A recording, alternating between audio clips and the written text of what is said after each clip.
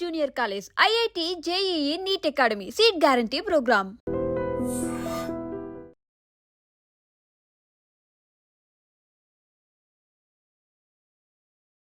అమెరికాకు సంబంధించిన వార్త అనగానే ఫస్ట్ అసలు అందరం కూడా ఈ ట్రంప్కి సంబంధించి ఏమైనా కొత్త డిసిషన్ వచ్చిందా ఏంటా అని అనుకుంటాం.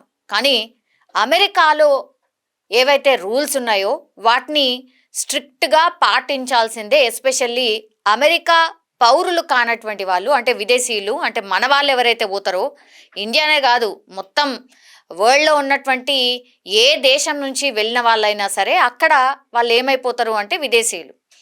సో విదేశీయులు ఎవరైతే ఉన్నారో అమెరికా రూల్స్ని ఖచ్చితంగా పాటించాల్సిందే. అమెరికా రూల్స్ని పాటించకపోతే మీ వీసాలు రద్దవడమే కాకుండా డిటెన్షన్, అంటే ఇక మీదట మా దేశానికి రాకుండానే పూర్తిగా డిటెన్షన్ చేసేస్తాము అని అమెరికా ఎంబసీ మరోసారి తన ట్విట్టర్లో పేర్కొన్నటువంటి పరిస్థితి.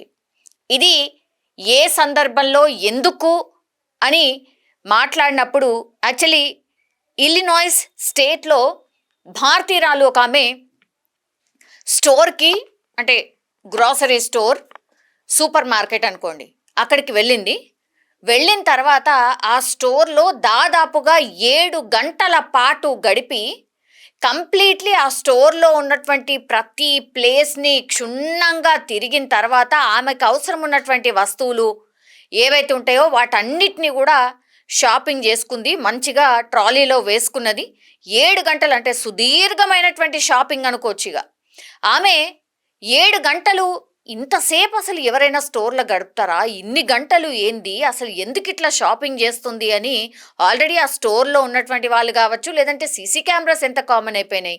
సీసీ కెమెరాస్లో పూర్తి అబ్జర్వేషన్ ఉంటుంది. ఎస్పెషల్లీ ఈ సూపర్ మార్కెట్స్ లాంటివి చిన్న వస్తువు అయినా పోయినట్టే కదా, లెక్క తప్పుతుంది. కాబట్టి పూర్తిగా ఆ స్టోర్కి సంబంధించిన వాళ్ళు ఒక వ్యవస్థను కూడా ఏర్పాటు చేసుకుంటారు. కాబట్టి 7 గంటల నుంచి ఆమె తిరుగుతూనే ఉంది. దొంగతనం ఏం చేయలేదు, బట్ ఆమె ఏం చేసిందంటే ఆమె పూర్తిగా వస్తువులు ఆమె ఇంటికి ఏమైతే అవసరమో అవన్నిటినీ కూడా ట్రాలీలో వేసుకుంటూ వచ్చింది. 7 గంటలు అసలు ఏం ఇంత షాపింగ్ చేసింది, సరే వేసింది, ఎటువైపు పోతుందా, అసలు ఈమె షాపింగ్ చేసింది మరి డబ్బులు కడతదా లేదా అన్నటువంటి డౌట్ ఎందుకు వచ్చిందో తెలియదు. అంటే కొంతమందిని చూడగానే ఒక డౌట్ అనేది క్రియేట్ అవుతుంది కదా, అట్లనే ఈ స్టోర్లో ఉన్నటువంటి మేనేజర్ కూడా అట్లనే డౌట్ క్రియేట్ అయింది. చూసిండు 4 గంటలైంది, 5 గంటలైంది, ఇంకా కూడా షాపింగ్ చేస్తుంది. ఇక లాభం లేదని పోలీసులకు ఇన్ఫర్మేషన్ ఇచ్చిండు. నాకేదో డౌట్ ఉంది, ఈమె ఐదర్ దొంగతనం అన్నా చేసి ఉండాలా లేకపోతే ఇంకేదన్నా అయి ఉండాలా, బట్ మా స్టోర్లో 7 గంటల నుంచి ఒక ఆమె షాపింగ్ చేస్తూనే ఉంది, ఆమె బిల్ కౌంటర్కి వస్తలేదు, బిల్ కడతలేదు, అసలు ఏదో ఉంది, సస్పీషియస్గా అనిపిస్తుంది, మీరు రండి అన్నటువంటిది పోలీసులకు ఇన్ఫర్మేషన్ ఇచ్చాను. స్టోర్ అనగానే చాలా పెద్దగా ఉంటుంది కాబట్టి డిఫరెంట్ అంటే ఎగ్జిట్ గేట్స్ ఉంటాయి కాబట్టి ఎంట్రీ ఎగ్జిట్ 2 డిఫరెంట్గా ఉంటాయి. సో అట్లాంటి టైంలోనే ఈమె ఎటైతే వెళ్తుందో అదంతా చూసుకున్నారు. అన్ని వైపుల నుంచి పోలీసులు వచ్చి ఆమె కోసం వెయిట్ చేస్తారు, అసలు ఈమె ఏం చేస్తుంది చూద్దాము అని.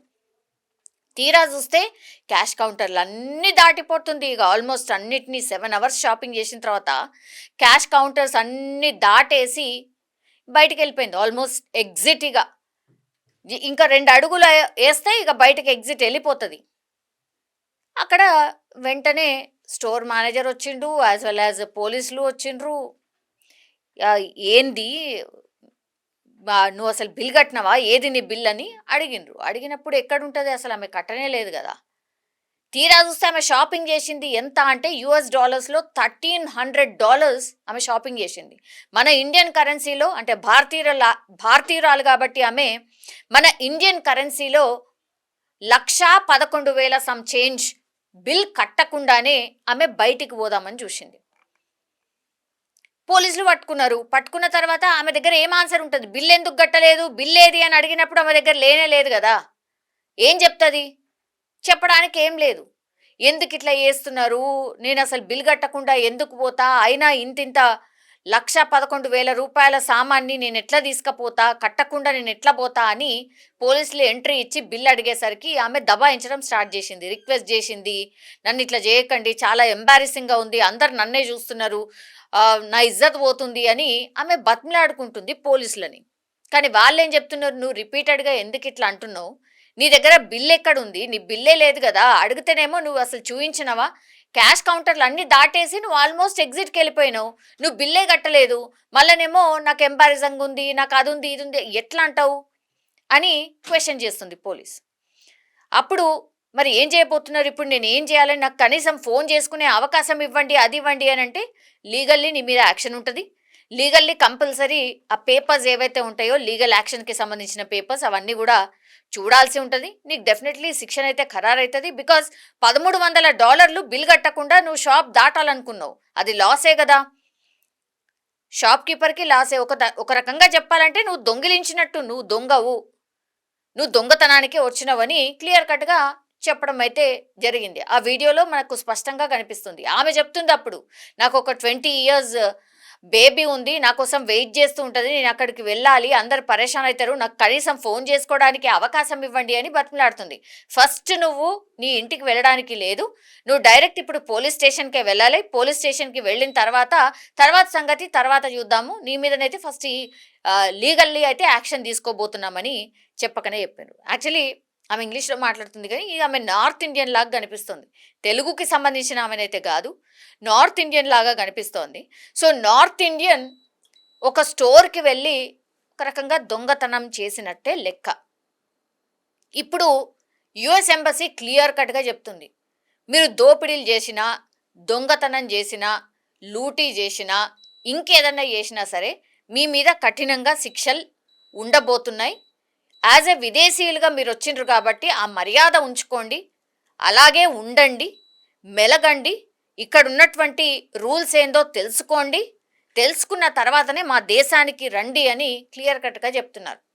ఒకవేళ వీటిని దేన్నైనా అతిక్రమిస్తే మాత్రం మీ మీద చర్యలు ఉంటాయి, లీగల్లీ యాక్షన్ ఉంటుంది, యాజ్ వెల్ యాజ్ మీ వీసాను ఇమ్మీడియట్గా రద్దు చేస్తాం, వెంటనే మీ దేశానికి తిరిగి పంపిస్తాం, మళ్ళా రావాలనుకున్నా కూడా మీకు ఎంట్రీ ఉండదు. ఇది క్లియర్ కట్గా యుఎస్ ఎంబసీ ఈ ఇన్సిడెంట్ జరిగిన తర్వాత స్పష్టంగా వాళ్ళ ట్విట్టర్లో పెట్టినటువంటి పోస్ట్ ఇది. ఇప్పుడు చాలామంది మాట్లాడుతున్నారు, మనకున్న బాధలు తక్కువ ఉన్నాయా, మనకున్న ఆంక్షలు ఏమన్నా తక్కువ పోయినాయా అని. ఇప్పుడు ఇంకా కొత్త అన్నీ తీసుకొచ్చి ఎందుకు అమెరికా లాంటి దేశంలో బతకడానికి వచ్చినాం, చదువుకోవడానికి వచ్చినాం, మంచిగా ఉంటే అయిపోతుంది కదా, ఆల్రెడీ ట్రంప్ మన మీద నజర్ పెట్టిండు, ఇంకా కూడా ఇట్లాంటివి చేస్తే ఎట్లా, ఉన్నోళ్ళ మీద అందరి మీద ఒక రకంగా మచ్చనే కదా, ఎందుకు ఇట్లాంటి పనులు చేయాలా, కష్టపడడానికి వచ్చినాం, ఒక మంచి లెవెల్కి పోవడానికో లేకపోతే ఒక మంచి పొజిషన్ వస్తుందనే కదా ఇక్కడ నుంచి కష్టపడుతూ అమెరికా వెళ్తాం,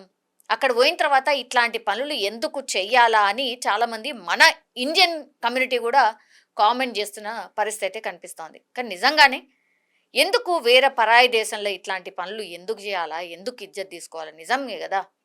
అరే ఒక ఇండియన్ అట దొంగతనం చేసి, ఇండియనే అంటారు, ఇండియన్ పీపుల్ అట దొంగతనం చేసిరా, మొత్తం ఇండియా వ్యాప్తంగా అంటారు, ఒక్క పర్సనే అక్కడ కనిపిస్తుంది, కానీ ఇండియా మొత్తం బ్లేమ్ అవుతుంది కదా, అది కనీసం ఆలోచించుకోవాలి కదా, దృష్టిలో పెట్టుకోవాలి కదా.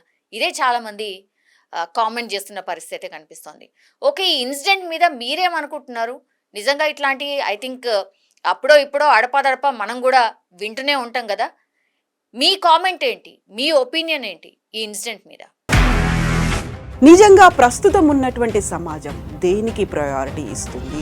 ఆర్థిక సంబంధాల చుట్టూ మాత్రమే తిరుగుతోంది. మళ్ళీ ఎన్నికలంగానే చాలా విరక్తి కలుగుతున్నాం. మంచి అనిపిస్తుంది కదా, లేడీస్ కూడా ఛాలెంజింగ్ జాబ్స్ చేసినప్పుడు చాలా బాగుంటది. ఫుడ్ డెలివరీ ఇవ్వటానికి వెళ్ళినటువంటి డెలివరీ బాయ్ అనిల్ పై కళ్ళ ముందు పెళ్ళండి